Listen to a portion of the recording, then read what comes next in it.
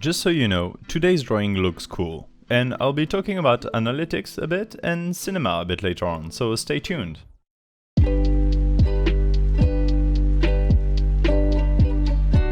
Well, hello there, I'm Detroit.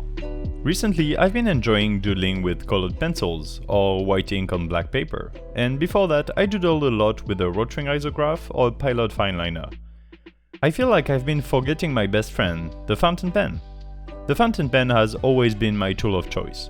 I just love the fullness of the ink, the scratch on the paper, and the overall feeling of using a fountain pen. This one is the one I've been using the most since I got it, I think about a year and a half ago. It's kind of a good pen, like it's not the kind you can find in a supermarket. It's from the brand Cross, and I'm using the ink that came with it, so also from the brand Cross. The nib is medium-sized, which is relatively versatile. I love fine nibs, but it really depends on the kind of drawing I want to make.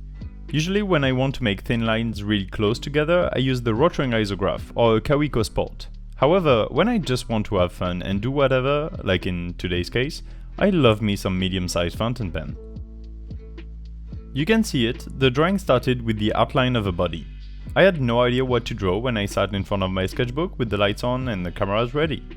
So I scrolled in my reference folder and found a nice drawing by Bam's Way. I basically just started doing that. Even the shapes that emerge out of the female body were initially inspired by this doodle. I didn't shade the way the original doodle was shaded, which is, I'm pretty sure, the reason I took a screen capture of it back when I saw it. Big flowing shapes, as I said earlier, is the perfect thing to draw with this fountain pen.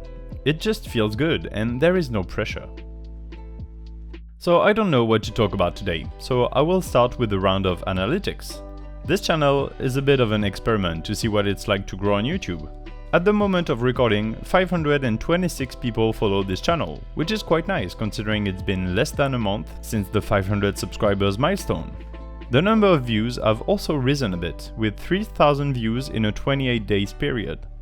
The overall view duration is 119 hours for the same time period. More numbers are 31 subscribers in 28 days, 39.6 thousand impressions, meaning a click-through rate of 5.5%, which is honestly not bad, I think. If you are getting into YouTube yourself, these numbers might mean something to you. If you're not, then sorry for bothering you with it. I like to regularly save this sort of information in video as a log for future me, so that eventually I can look back to it and track the progress. I can't believe it's been over 2 years and a half since I started making videos. It's so strange because I don't really think about it. I mean, of course I put a lot of work into it, but it's never been my primary focus. Like, I have a real job that I work full-time.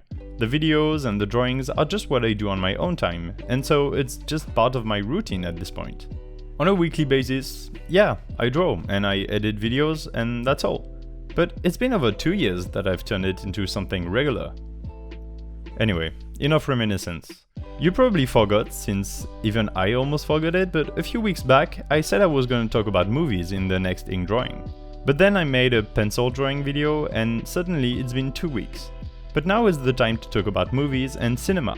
Specifically, I was prompted to this topic when I saw the movie called Everything Everywhere All at Once. I know it's now been months since its initial release, so the topic might have faded a bit, but I don't care. And I want to talk about it, but also movies in general in a minute. So Everything Everywhere All at Once.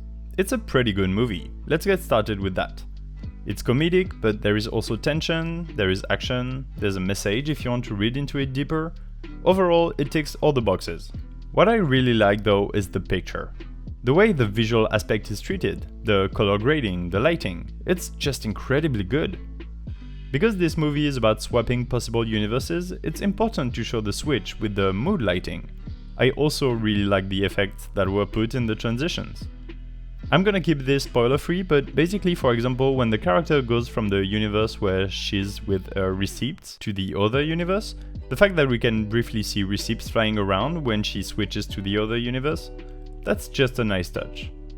There were a ton of things like that I wanted to talk about, but it's been weeks now, so it's kinda gone from my memory. I remember that the costumes were awesome, the actors were great, especially the daughter.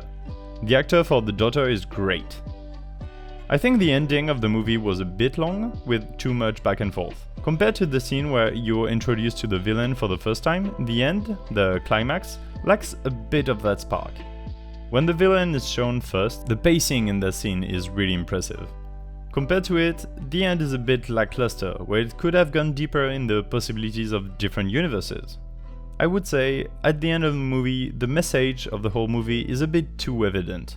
I would have been fine with it being implied a bit more, like show, don't tell. But I guess it comes down to personal preferences. Who am I to judge? I'm not a cinema expert. I'm an enthusiast at best. I don't even watch a lot of movies, but I tend to actually really enjoy the classics and the genre-defining films. I used to watch a lot more movies a few years ago, and for maybe 6 or 7 years now, I've been rating everything I see on IMDb.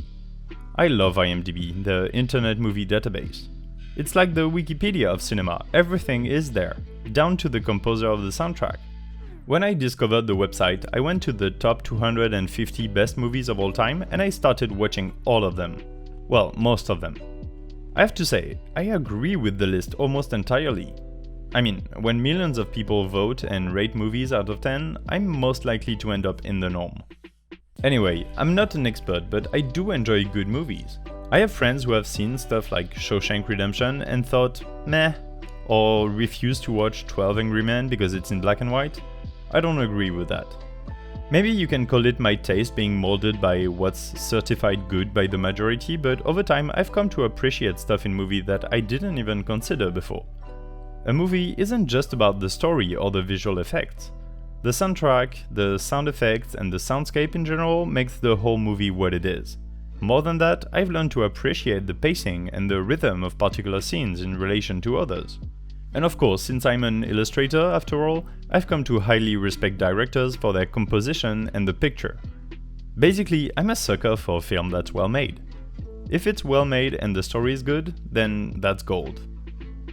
Out of the top of my head, let's make a list of cinema moments that have been etched in my memories.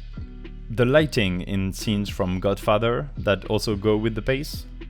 I can clearly remember the tension in Reservoir Dogs while you slowly understand the story. In Parasite, the growing unease as you approach the half of the movie where it changes. I can remember the placement of the actors in the composition of the prison scene from Silence of the Lambs, how it changes according to the confidence of the characters and their hierarchy in the discussion. I could also cite the acting of Edward Norton in American History X and how the picture changes slightly with the progression of the story in this movie. Also, you got to love the writing of the scripts in Usual Suspect or Rear Window because it's just so original. Rear Window, by the way, is one of my favorite movies ever. It's a Hitchcock film that's behind closed doors as a genre. A photographer is stuck in his apartment because of his broken leg, so he just looks out the window. And after a while, he starts to believe that one of the neighbors has killed their wife. The whole movie happens from the view of his apartment, basically, and that's genius. Another film I absolutely adore that I'm thinking of is Birdman, or The Unexpected Virtue of Ignorance. It's a film about a comedian with mental health and identity issues. The soundtrack to the movie is incredible, the actors are amazing, and the movie is shot in one take. Well, it's made to look like it's in one take. In any case, it's so fluid and well realized. Also, you can read into it a bit more when you think of the actor, Michael Keaton, who's played Batman, and the movie is playing on his rebound from the superhero career, etc. Anyway, I could talk about movies I like for hours. I should stop. I just love talking about movies, even though I certainly don't have the right words to express what I want to say. That's why I say I'm not an expert at all. In any case, I'm really interested in hearing about your top movies, so write your favorite movie in the comments. You can write 1 or 2 or 10, I'll pick one of them for my next watching session. Like the video if you found it interesting, or if you like the drawing. Subscribe so you can see what I upload next, and if you're more interested in just my finished artworks, check out my Instagram at d3_sd. You'll find everything in the description anyway. I'm D3, and I have given a rating to exactly 558 movies on IMDb. Bye!